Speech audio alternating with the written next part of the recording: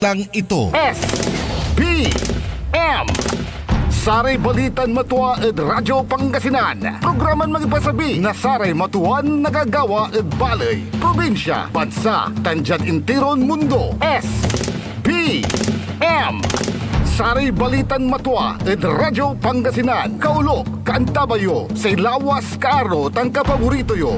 Joseph Kanilang Bakani. SBM Saray Balitan Matua ed Radyo Pangasinan. Lunes hanggang Biyernes, alas 9 hanggang alas 10 na kabuwasan. SBM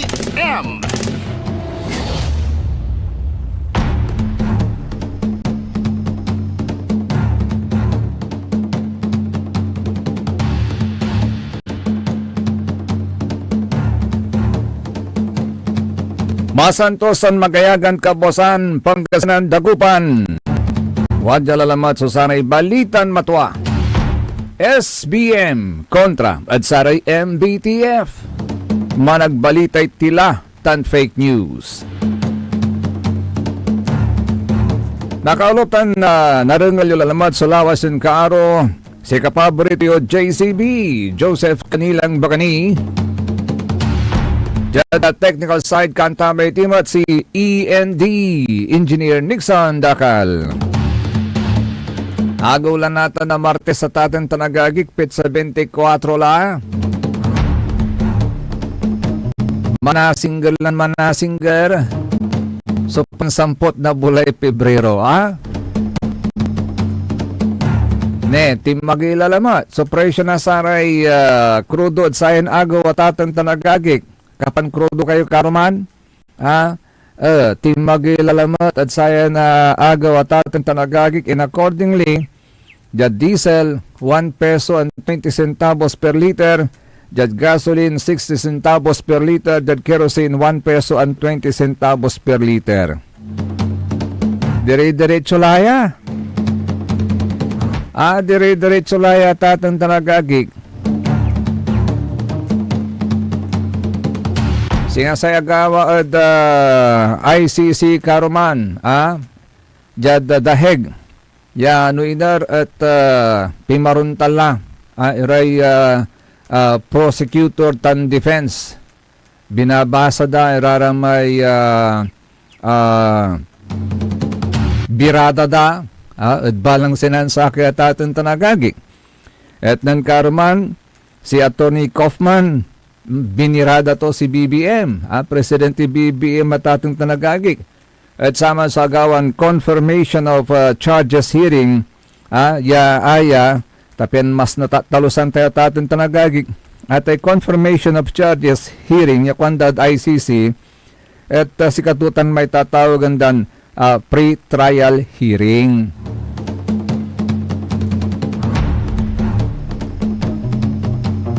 Pre-trial hearing ta natatong tanagagik,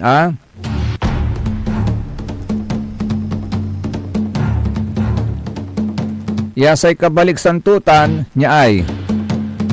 Tapos nalinuwan tayo at atong tanagagik, sa kabalik santutan, so confirmation of charges hearing.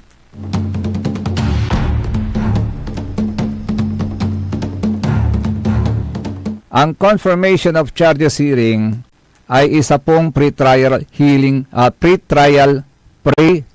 hearing lamang. Okay? At hindi pa po ito ang magiging trial mismo ng dating Pangulo. Ang layunin lang po nito ng confirmation of charges hearing ay upang makapagdesisyon ang mga husgado sa ICC mismo. Una, ano po yung kanilang didesisyonan? Sa desisyonan dati natatang tanagagig, una, kung may sapat pa bang ebidensya ang prosecution sa kaso upang ituloy po nila ang totoong trial para sa dating Pangulo. Kung matatandaan po natin, tatlo po ang kinaso ng prosecution sa ICC. Una, siya di umano, meaning si former President Rodrigo Roa Duterte, ang nag-utos sa mga extrajudicial killings noong mayor pa ng Davao City. At siya umano ang nag-utos sa mga extrajudicial killings ng mga high-value targets noong naging Pangulo pa ito at siya di umano ang nag-utos sa mga pagpatay at tangkang pagpatay habang nagsasagawa ng barangay clearing operations noong siya po ang Pangulo ng bansang ito. Kaya pagdating po sa confirmation of charges hearing, kailangan pong magpresenta ng ebidensya ang prosecution. Ngayon, para po magkaroon ng tinatawag na substantial grounds to believe o sapat na katibayan na ang dating Pangulo po ang may kagagawa ng bawat isa po sa tatlong akusasyong ito, at dahil adversarial hearing po ito, may karapatan pong kumontra at maghain ng sarili nilang ebidensya ang panig po naman ng depensa. Yon. At pagkatapos ng prosesong ito, mayroon pong 60 days ang mga husgado upang magdesisyon tungkol sa bagay na ito. Mabayag ito ha. 60 days is 2 months agawang tanatatin tanagagik. At kailangan po nilang husgahan ang bawat isa sa tatlong akusasyong ito. Kung i-dismiss ba nila ito o itutuloy ba nila ang kaso. Okay? So, sa madaling salita, jat antikaya salita hatatong tanagagik, ando ko yan proseso. At dahil po, base po sa kasaysayan na mga kaso na naidulog po sa ICC mismo, antayo, no kapigay taon. So, sa may sumpalon na, tuntunon datatong tanagagik, karaniwan pong umaabot ng hanggang 8 taon. Ganyan po katagal. Untan kabayag agagik. So hearing ditan. At ICC. 8 taon. Si Presidente Rodrigo Roa Duterte ningal-ngali man sakit taon na ditan. Daheg. Kaya nako, matagal pa po ito. Now, ano po yung mga key points? Key points po ng defense. Okay.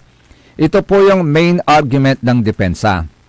Ang sinasabi ng depensa, former President Rodrigo Duterte's Defense Counsel on Monday expressed hope that the International Criminal Court Pretrial Chamber will dismiss the crimes against humanity charges against Duterte and send him back to his family. Send him back to the Filipino people. Sikatutan. So, bagato ng Attorney Kaufman. Kaufman alleged that President Ferdinand Marcos Jr. sought to neutralize former President Rodrigo Duterte. Yan po yung mga highlights.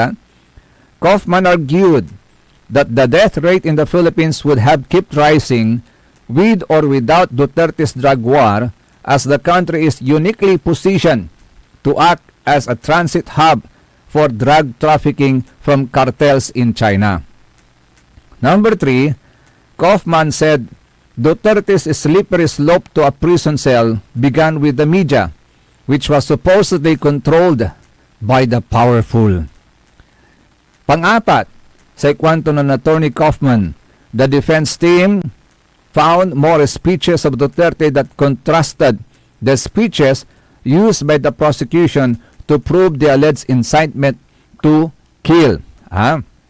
Number 5, sa ikwento, the ICC prosecution must show that Duterte desired and foresaw that people would be killed as a result of his language. And the last one, Kaufman stressed that Duterte maintains his innocence. So sararaya, so sa may key points sa tatong tanagagik, yano inerlanti, sa ikwento ng Attorney Kaufman, kanya pong sinisisi ang Pangulong BBM to neutralize former President Rodrigo Duterte. And he even alleged that one of the parties in the phone call supposedly managed a scheme to influence witnesses in the ICC case. Inakusahan ni Attorney Nicholas Kaufman ang lead counsel ni dating Pangulong Rodrigo Duterte na maging ang mga media rin ang nagpalaganap ng maling konstekto kaya naging sentro ng batiko sa mga pahayag ni dating Pangulong Rodrigo Duterte. Di ba? Antay mo lalanti, Tatay Digong. Naman salita mo lanti. Well, for me, he speaks from his heart. Ni wadya, so sa may balikas to, ng Attorney Kaufman, sa ating banat to, at kinan Pangulong BBM. Your Honours, Rodrigo Duterte was and will always remain a unique phenomenon. His style of statesmanship was novel and unpalatable to many. His expletives and hyperbole grated, while his honesty and wild popularity irritated. He spoke openly, from the heart, sincerely and truthfully. And what a contrast between him and his successor in the Malacanang. For President Rudy, his word was his word, and the people knew it. For President Bong Bong, his word is for the wind, and the people will not forget it. Let me remind everyone of the letter which President Ferdinand Marcos Jr. signed, it's on the screen, and in which he gave a cast-iron undertaking that his government, and I quote, will not assist the ICC in any way, shape or form. Well, as we know, he failed to keep that promise. Rodrigo Duterte was unconstitutionally hijacked and unceremoniously hauled off to The Hague. And when called upon to defend his master's actions and the said letter at a Senate committee hearing, the then Secretary for Justice, once again Mr. Jesus Crispin Ramula, persisted with the same dishonest theme. And I quote his words, "We did not assist the ICC, we continue with the very tenor of the letter, that we did not assist the ICC and we did not have any contact with them." So he said, but with a document emanating from the prosecution team opposite and disclosed to us a mere week ago, not as information material to the preparation of our defence, but as exonerating evidence, we can now substantiate what we have suspected for a long time. The document comprises a transcript of a telephone call covertly recorded between four parties who cannot be mentioned in public, and one of these parties was boasting about how he was acting as the silent partner of President BBM, managing a scheme to funnel witnesses to this court while all the time ensuring that he could guarantee President BBM's plausible deniability. So it is indeed the defence case that President Ferdinand Marcos Jr. set out to neutralise Rodrigo Duterte and his legacy. Yes, Mr. Deputy Prosecutor, I used that legendary word, neutralise, so central and so essential to your case theory, because you know just as well as me that I'm using the term metaphorically. Si Katutan. So sa may balikas to na Attorney Kaufman. Actually, sa may opening statement to, at watan la, so sa may babaga to, pandinayo to, panangidayo to, at kinan dating Presidente Rodrigo Roa Duterte, yasay kwanto, Duterte stayed true to his tough, street-style way of speaking, which supporters like, but drew criticism from world leaders, leading to proceedings in The Hague. Nyay, papawilin tayo si Attorney Kaufman.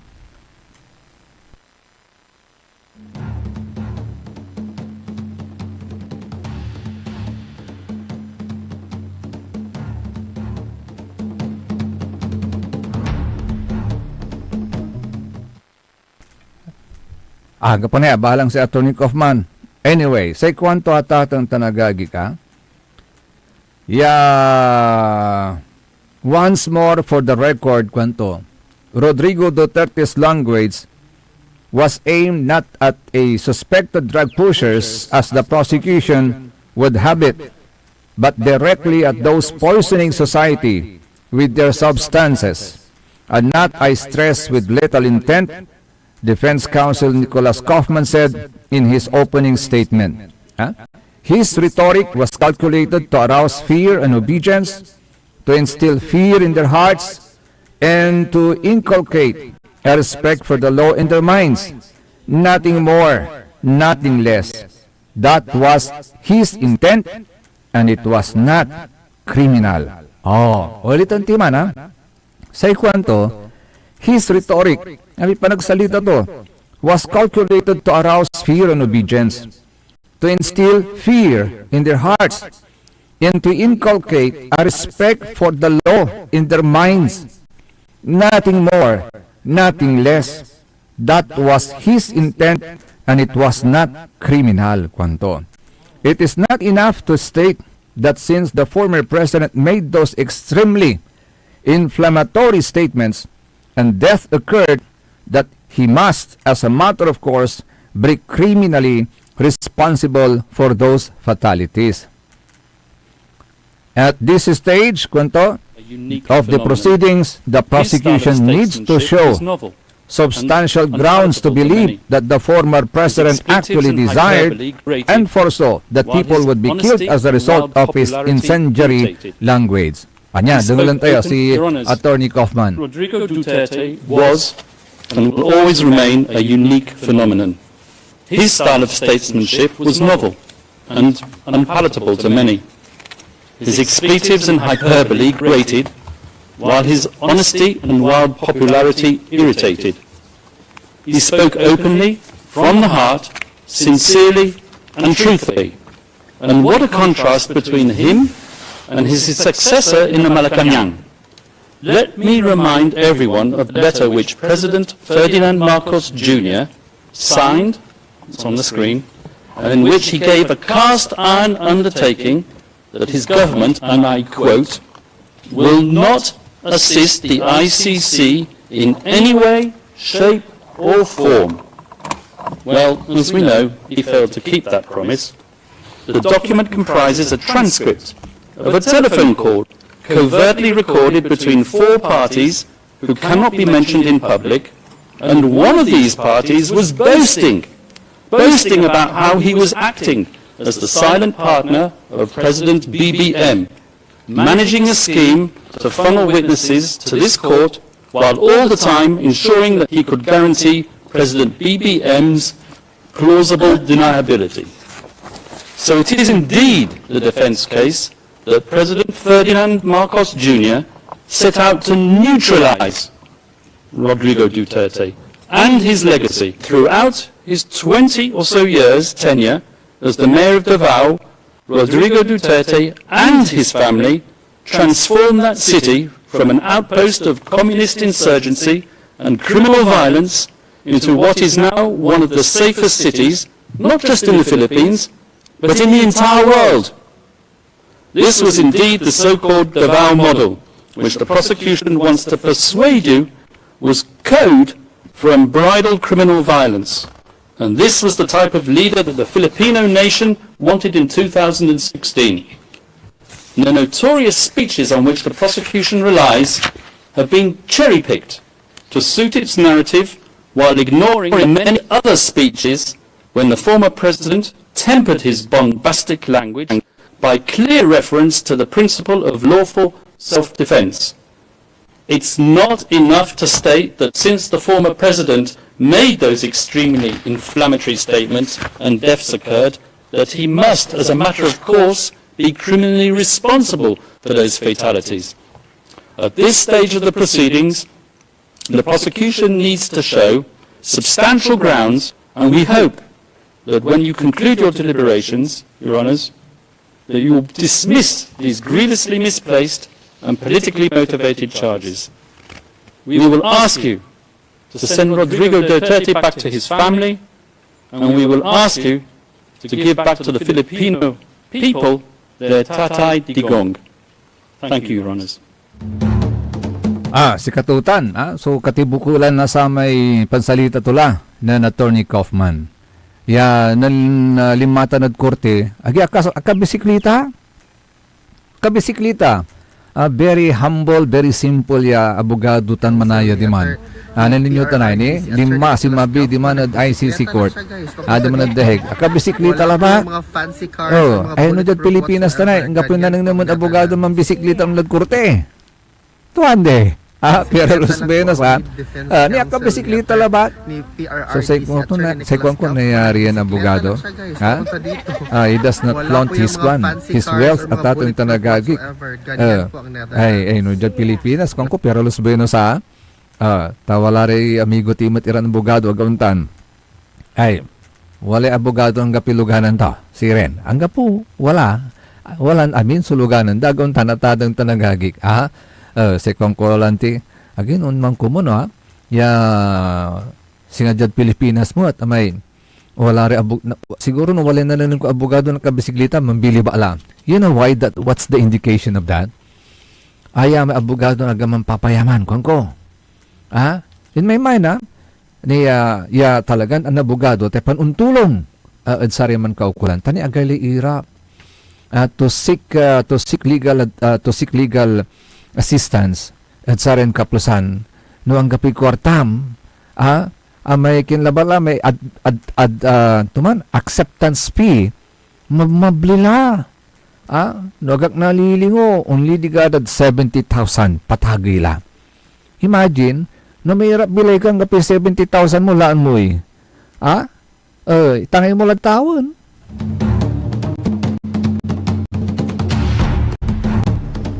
Agaon natatang tanagagik. Very, may makaperman.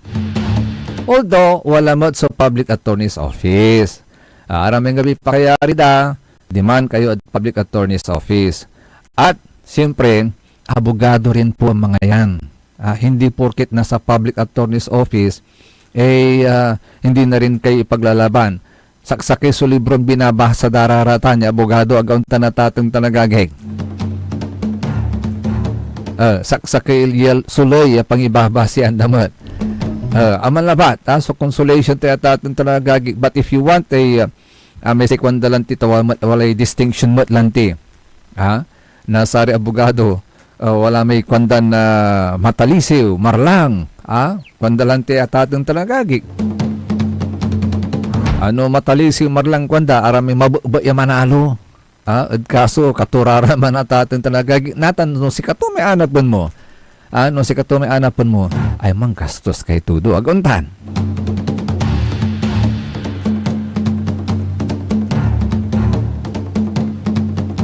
Pero ako ibabaga. At sa kaya taton tanagagik yang gapi ilaluan yung justisya tija wala. Ay kaya lang ti yung sa justice system natin, di ba, yung symbol yung babae nakapurong. Agaw natatong tanagagik akapurong tapenjaruntan. Agto ang gapipilaan to. Ta siyempre no sang kanang nung to kaba to maikin sa kay akusado pilaan to agaw kaya purong ang tilang mata to tapen ang gapipilaan to. Agaw untan sustisya tidjad Pilipinas. Unfortunately lang ti atatong tanagagik. Tidjad sa agawan ng Tatay Digong inawit damo ladimaan at dahig at ating tanagagi. Pero, nyalabaso ni baga tayo Ito Ate kampanya kontra illegal drugs has been the policy of the government ever since agawtad. Ang ganod dya daram niya bansaon tan pamat. So, may walay damat kontra at saratay droga. Kanyan wala ray loy. There are laws punishing it. And in the course of the implementation, nasayan loy at atong tanagagik wala raman so nagmamali yung casualty. Either because they refuse arrest and opted to fight back. Natan, on the part na sa law enforcers, self-defense is a natural reaction to stop the threat. Aguntan. Kaya wala rin nagagawan, wala rin naririsgo. Pero nutungtong ito at ating tanagagik, abayaglaya. In fact, during the martial law, during the martial law years, mayroon pa ngang na-execute na Chinese drug lord. He was executed through firing squad. Nanunutan nyo nitan? Firing squad, so nagmaliwan to. Hindi na to And during the martial law years, hindi lang mga considered engaged sa drugs and casualty, even political victims na hindi din mabilang sa dami ng mga namatay at nawala. Nawala bigla sa ibabaw ng mundo. Pero iniharap ba sila sa ICC? Di ba? Oh, that even after martial law at nagpalitan ng mga pangulo, kailanman ay hindi huminto ang war on drugs ng pamahalaan natin. Ngunit, nung naupong Pangulo si Tatay Digong, alam naman po natin yung character niya, very aggressive, very open, very vocal. So, dahil sa kanyang mga pronouncement, yun, kinasuhan siya ng crime against humanity, which is unfair sa isang taong nagmahal at nagmalasakit sa kapakanan ng mas nakakaraming Pilipino. Agauntan, may biktima na sararayan drug dependence. Of course, killing is against the law. Pero killing innocent victims of drug addicts is also against the law.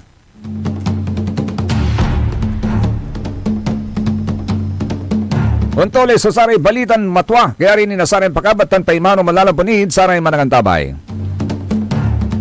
Ang puta-putang Iran Balita. Huwag niyo kong subukan. I am sorry. Kung walang kurap, walang mahirap. My God, I hate drugs. Mahiya naman kayo sa inyong kapwa Pilipino. Ang puta-putang Iran Sunata. Dame yung Son, ang puta-putang Iran Impormasyon. Aya, so #1 pop music station.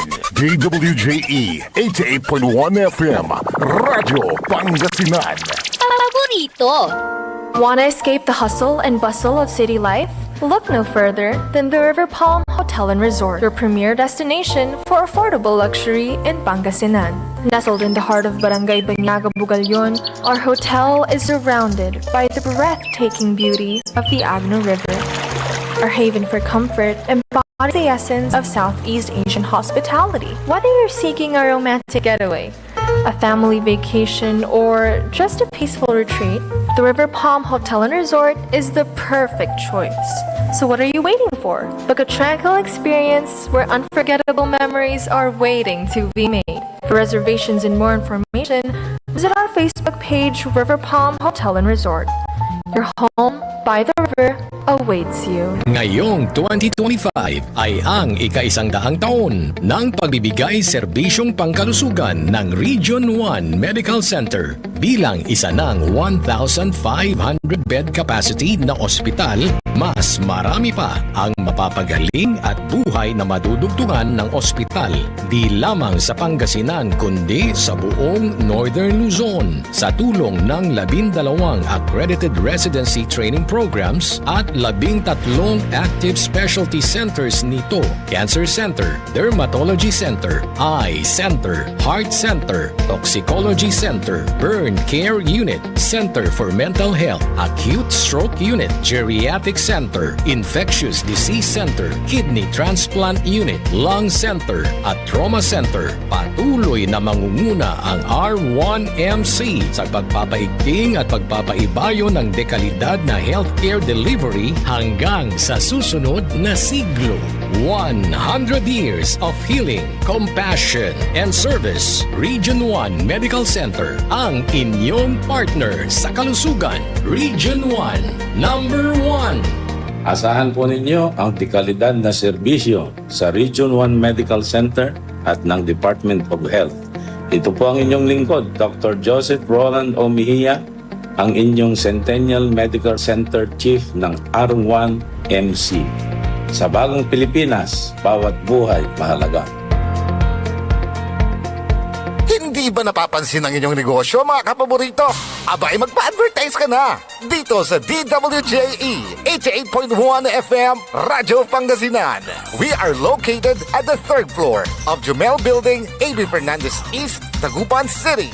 Or you may contact us at 0968-444-4290 or 0956-168-4908.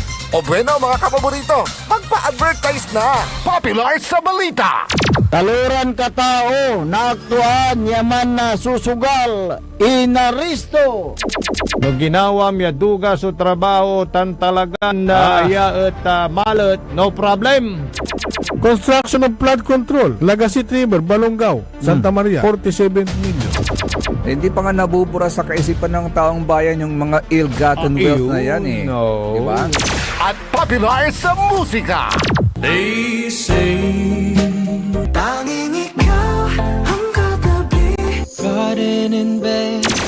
Ito po ang DWJE 88.1 FM Radyo Pangasinan, ang inyong number one pop music station.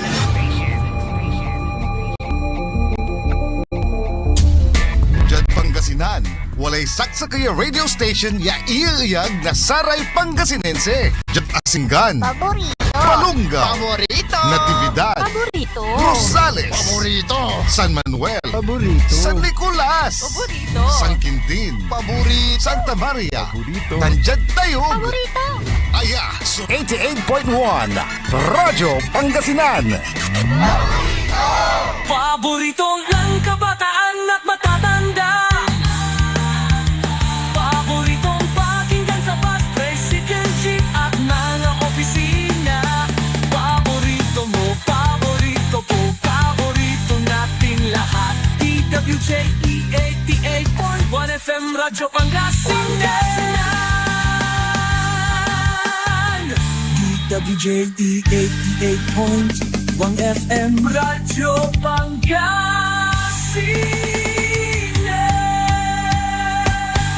Paborito.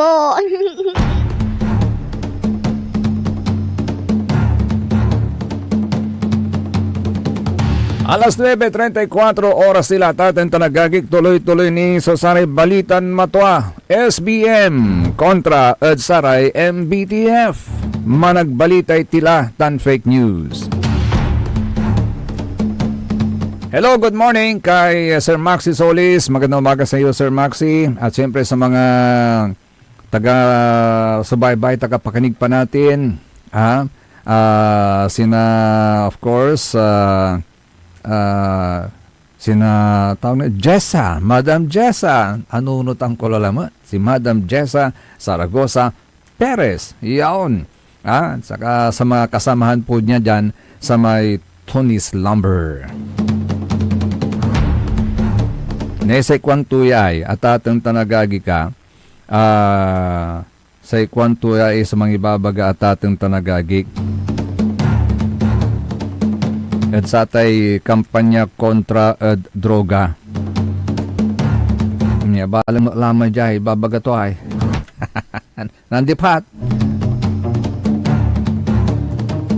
Sige, pawil ang titan, lapigan na ani yung pawil, Pero sa kabusan at atin nagagik wala pa katungtungan tayo ta Limaradya istasyon ta walay concern da sa tay bilda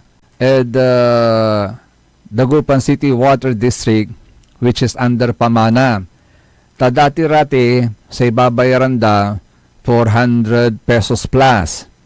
Atan noon to'y agawa at biglan sa bayaran dan bilda at loob na sa kibulan in mabot at 5,000. So from 400 pesos naging 5,000 pesos. So alamin natin kung paano nangyari yung 5,000 pesos na yan. Andito po makakausap po natin sa ating himpilan, Limaradya mismo at ating tanagagik, si Sir Jerry Fernandez. Sir Jerry, good morning. Good morning, sir. Taga-inner kayo, Sir Jerry? Taga-Mangin, sir. At tumikwan yung check, malapod 400 pesos siya babayaran ni Binulan at the Water District nata nagmali 5,000. On, sir. Pigari total amount to may 5,000? 5,979. Almost 6,000. On, sir. Akin anti agaway, paliwawad at si kayo, akin untan timagay, bimalog sa may babayaran nyo. Sa babagada, walay kasalanan na may kontraktor na, singa may abak ko da, singa walay nanlik. Balat jad loba bong mi angga po. Hangga po. Balat say question kung balbalag sigara kasalanan po na may nan transfer na tauhan nila ng pamana.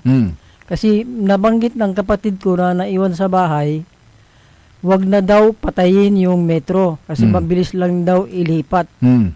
Kaya doon ako nagtaka na. Halos siguro mahigit ng isang buwan na rin siguro nilalaban ko yung karapatan ko kasi talagang hindi ko mababayaran yan. Sabi ko. Mm. Kaya lumapit ako sa inyo, sir, para humingi ng tulong. Mm. Ano bang hanap buhay ni Sir Jerry? Ako po yung maintenance po ng San Marino. Mhm. At kumusta naman ang trabaho natin doon? Medyo okay mat, sir. Oo.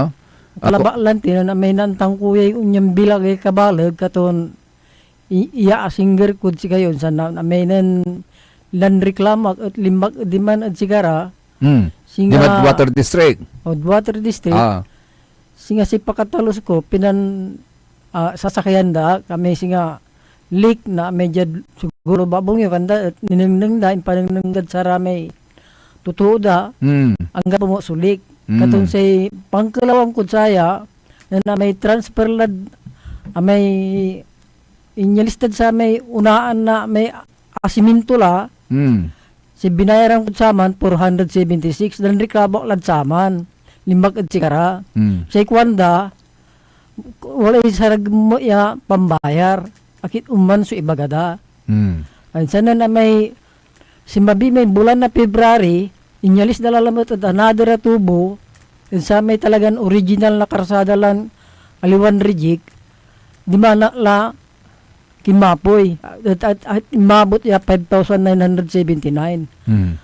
amalanti walay tisdigok met ya agik yan baga to may tubiro o may managpagkat da yag mula European ta may numay bagang ganumin ipakat Mm. umalantiman so agawa insan wala mo sutuo ya waman na mambabantaya akatutok katun aman so sa kaya ebidensya kaya Mm. palaban So, at sikara sa ibabagam natin, Sir Jerry, kasi sa datin kulay metro na danomyo, di man abay na karsada, may main road. main road Natan, nan walay ginawad ang karsada, at inner road, on in transfer dalaman natan, ya inyabay at samay abongyo. on Which is usually, si katuman so gagawin na water district, tapian jaruntan, may metro, wabadat arapan mismo labatlan na abong. wamalad May inumay mis laman may inumay labatlan na basa ya ama na metro gawa na sa mi makan abong. on On.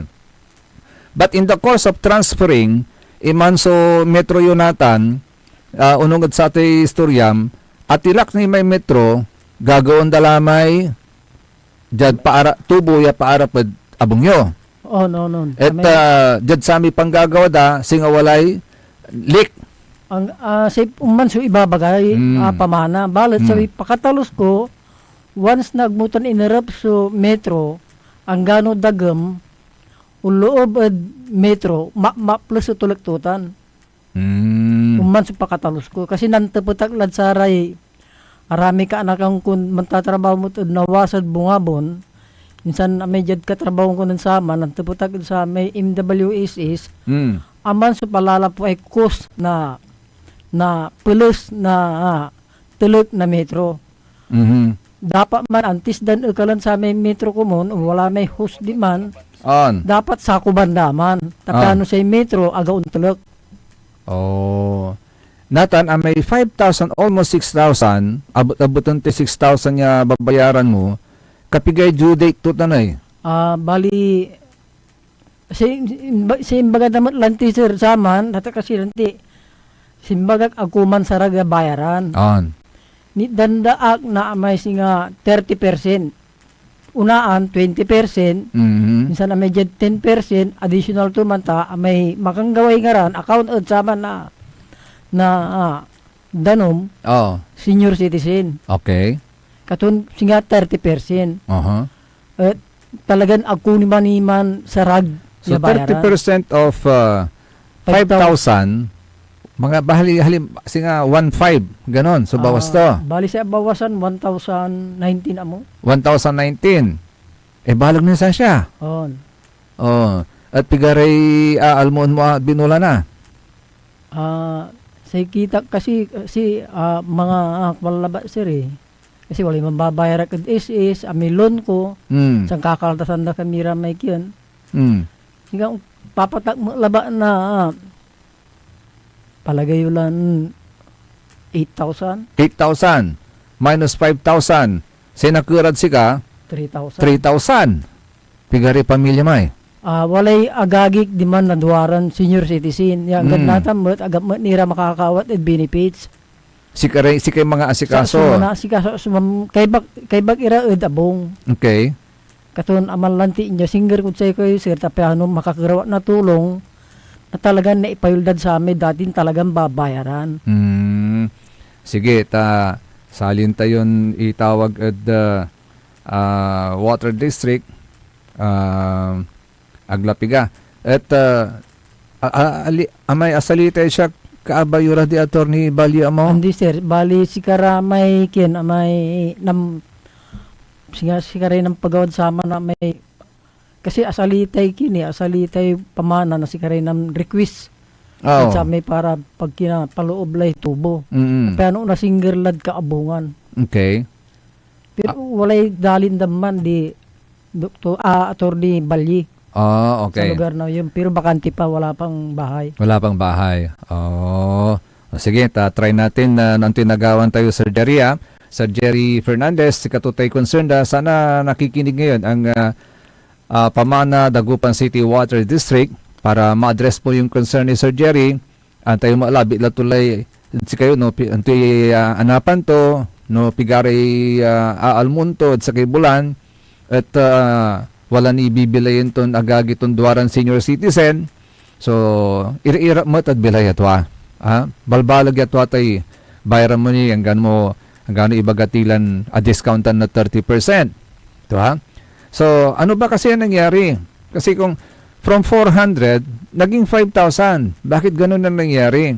So makapagalaw kasi si babagamot ka pa Sir Jerry at hanggang pumatsulik di madadabong yung akuntan. Nanggapilik to sir.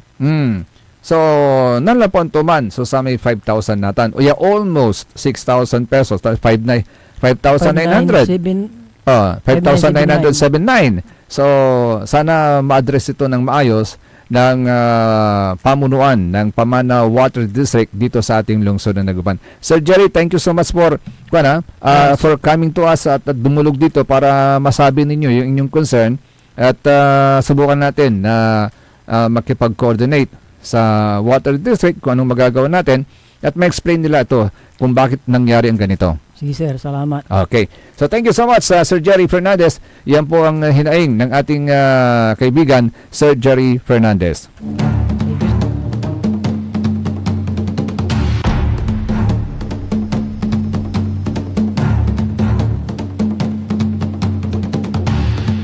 Ay nako. Hello, good morning kay Sir Regan. Diyan po sa may Dulag, Binmali, Pangasinan. Kumusta ka na sir?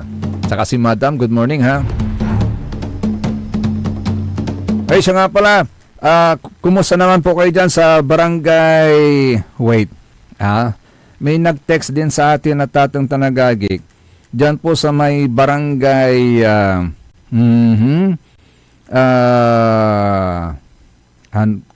Nagilayan. Yan. Kumusta na po kayo dyan sa barangay Nagilayan? Meron po bang pabingguhan po dyan? May nag-text po sa atin kasi, sabi niya, good evening sir. 2 weeks na itong bingo sa amin. Say angilot na ganda, jaddalin, walay binitlaton ngaran, sa kuya councilor, incumbent councilor, at bali na Binmalay. At inaabot po sila ng hating gabi, actually umaga na, alas 12 ng umaga, madaling araw, disturbula at ugip, sarag to kasi, ya iradyo iraya kwanto, ninyaman ay so video, ya impawit to, ya imposto matatatin tanagagik, at social media, ditan at nagilayan, sa atin nagagawan pabingguan ditan, iparinig, ipakita nga natin, Engineer Nixon, yung pabingguan po dyan na nangyayari sa barangay Nagilayan. Tasay kwanto yan ng teksad si katayo at atin tanagagi ka. Ya, say father to ya, former board member. Si katoy former board member na segundo distrito. Say makapaasar ni kwanto, no kayari bingo, 12 a.m., unsempot lara may timataya, iaka motor, baruruton day tambot suda. Maingal, istorbo ya maong kwanto. Nang tinupat ko, no inorya barangay, say kwanto, nagilayan sir, nagilayan pandel. Ya kada opening, i-announce ni kuno na samay announcer, so pisasalamat to kapitan. Supay kapitan nyo ditan, nagilayan, walay binitlaton ngaran, si Karadikyan, punong barangay Titong Carrera. Tansari konsehales, kwanto, tantanod, say kwanto lalaingan jay, binas laraya, kwanto, puro motor lay sugal manaya sa barangay, mi kwanto. Ang tutanay, tawag tutanay, bingguhan den ba yan? Sa barangay Nagilayan. Tinapat ko na walay piyesta. Piyesta siguro sir, kaya na walay untan, kung kumat. Ay anggap po ni sir, so piyesta mi, anggap yung okasyon, kung tumat. Noong nanunutan nyo at atong tanagagik, wala man so samay impalapag na say provincial director tayo. Ninyay, nangan tayo tan. So video at atong tanagagik ka, nasa tay bingguan ditan. Binidyo da, binidyo datan. At although ang bilbilungat, pero maliwliwawa. Maliwliwawa. Pakita nga natin, Engineer Nixon,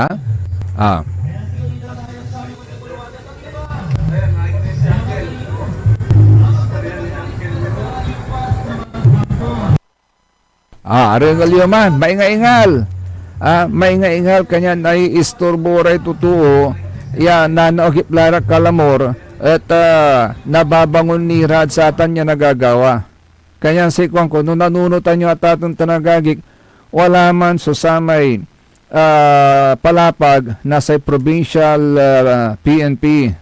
Yasay Kwan to jay at atong tanagagik, Pangasinan PNP reaffirms law enforcement actions against illegal gambling.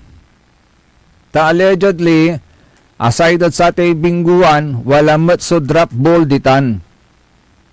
Jad sa may palapag na PNP, di Pangasinan Police Provincial Office, under the leadership of Police Colonel Arbel Merculio, sir, good morning Provincial Director, strongly reaffirms its law enforcement actions against any form of illegal gambling in the province. Wala tan pronouncement, press statement na Pangasinan Police Provincial Office.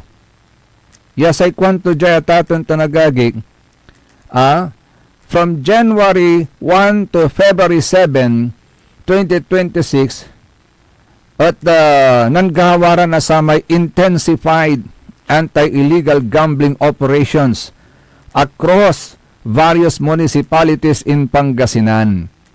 Yan ang resulta natin at pagkaristo, multiple arrest, confiscation of gambling paraphernalia and seizure of cash proceeds, walay pikabyangan ng to link to unlawful gambling activities. Natan, itawag imano tayo natan. The Pangasinan PNP, iyan reklamo da, ditan at barangay Nagilayan. Police Colonel Arbel Merculio, sir. Alam po ninyo, mabait ito si Colonel Merculio pag nababasa po ni page ng Pangasinan Police Provincial Office, marami po siyang sinasabi yan patungkol sa pakikitungo, sa kapwa-tao, nung Valentine's Day, meron pa siyang, di ba, Valentine's message for everyone. Agaw na natatang tanagagik. And, pero, bakit po ito, parang namamayagpag yung bingguhan, 2 weeks na, Colonel Merculio, sir. 2 weeks na daw, according to reports. yung bingguhan na may kasama pang drop ball dyan po sa Nagilayan Pandel. Pakitignan na nga lang po, sir, para makatulog naman ng maayos yung ating mga kababayan po dyan sa bayan ng Binmali, particularly dyan po sa Barangay Nagilayan Pandel. Walang okasyon, ha? Walang fiesta. Bakit may bingguhan dyan? Ano yan? Nagiging tawag nito? Gambling den? Ang Nagilayan Pandel? Tanong lang natin, ha? Kasi, pwede pa nating sabihin as an excuse dahil may fiesta, ba dahil may okasyon. Agauntan, ano rin pwedeng mapagbigyan. Agauntan, although hindi dapat kasi illegal eh. Pero walang okasyon. So bakit may bingguhan dyan? Bakit may kasama pang mga drop ball? Sa Nagilayan Pandel, sa mga barangay officials po dyan, pakipaliwanag po yan.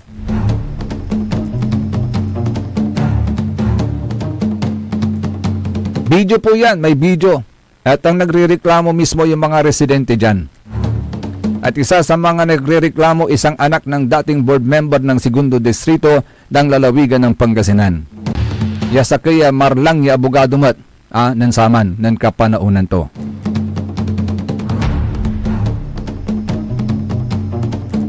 Pakicheck na lang po, ano po?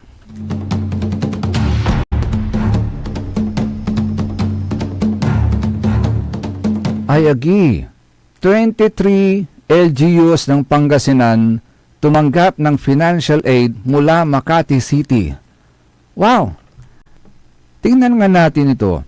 Mahigit 21 million pesos ang tulong pinansyal na pinagkaloob daw ng Makati City sa mga ilang local government units dito sa lalawigan ng Pangasinan. At pinangunahan daw yan ni Makati City Mayor Nancy Binay ang pag-aabot ng financial assistance sa 21 bayan at isang syudad at maging sa provincial government ng Pangasinan noong February 20, so recently lang. That was Friday, last week at atong tanagagik. At naganap po yan sa mismong City Hall ng Makati. Ang tulong pinansyal ay makakatulong sa relief and recovery efforts sa mga lugar na hinagupit ni OWAN noong Nobyembre 2025. Nagpasalamat din si Mayor Binay sa mga alkalde at mga representante ng mga recipient sa pagbiyahe nila mula pa sa lalawigan ng Pangasinan upang tanggapin ang tulong ng Makati City Government. Ang sabi ni kung magugunita na nung panahon ni dating Mayor Jejomar Binay, kantod sa balita at atog tanagag ka, ibabasan tayo mula sa Country Mail Online. Magugunita na noong panahon ni dating Mayor Jejomar Binay ay nagkaroon ng sisterhood tie sa Makati City sa iba't ibang bayan at syudad sa bansa. Sa oras ng pangangailangan ng ating mga sister cities at municipalities, ay nakahanda ang Makati na tumulong at umalalay para sa ating mga kababayan, pahayag ni Mayor Nancy Binay. At ang mga pinagkalooban po ng tulong ng lungsod ng Makati, ito po, Province of Pangasinan, 2 million. Banggitin natin yung amount, Province of Pangasinan, 2 million. Alamino City, 2 million. Municipality of Anda, 2 million. Municipality of Bugalyon, 2 million. Municipality of Basista, 2 million. Municipality of Mangaldan, 2 million. Municipality of Bolinao, 2 million. Municipality of Infanta, 1.5 million. Municipality of Orbis Tondo, 1.5 million. Municipality of Mangatarem, 1 million. Marami palang sister cities and municipalities ang Makati dito. Municipality of Dasul, 500,000 pesos. Municipality of Mangatarem, 1 million. Municipality of Dasul, 500,000 pesos. Municipality of Labrador, 500,000 pesos. Municipality of Basingan, 250,000 pesos. Municipality of Balungao, 250,000 pesos. Municipality of Bautista, 250,000 pesos. Municipality of Burgos, 250,000 pesos. Municipality of Mabini, 250,000 pesos. Municipality of Mapandan, 250,000 pesos. Municipality of San Manuel, 250,000 pesos. Municipality of Santa Barbara, 250,000 pesos. Municipality of Sison, 250,000 pesos. Municipality of Sual, 250,000 pesos. At Municipality of Villasis, 250,000 pesos. Kasama ni Mayor Binay sa pag-abot ng tulong para sa mga bayan sa Pangasinan ay sina City Treasurer Jesosa Cuneta at si International Reactions Department Officer in Charge Jenaline Flores. Anto Oh. At ang mga alkalde na personal na nagpasalamat kay Makati Mayor Binay ay ang Mayor ng Bugalyon, si Mayor Joliar Resuello ng San Carlos City, Mayor ng Mayor Joliar Resuello ng Basista. I'm sorry. Mayor Jogani Rarang ng Anda, Mayor Alma Lumibaw ng Sison, Mayor Ros Gagutan Gakutan ng Bautista, at Mayor Jensen Biray ng Bentinilla, ng mga Taram. Si Provincial Treasurer naman Cristi Obando ang tumayong representante ng gobernador ng lalawigan ng Pangasinan, na sila po yung tumanggap ng naturang financial assistance para sa lalawigan ng Pangasinan. Nagtaka ako kasi sabi ko, ito ho ba yung sana recipient din ng bayan ng Binmali sana rin Gauntan? Kung hindi ako nagkakamali, 1 million din sana yung tatanggapin ng bayan ng Binmali, pero binalik yung 1 million.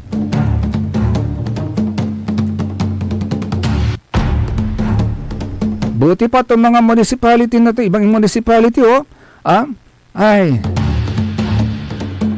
salamat sa Makati City sa tulong sa mga sister cities niya, sister province niya, at sister municipalities dito sa lalawigan ng Pangasinan. Sayang, Binmali ito 1 million is 1 million. Maraming matutulungan po niyan, sayang. Sikaratan sa Saray Balitan Matua, SBM kontra Saray MBTF, managbalitay tilatan fake news.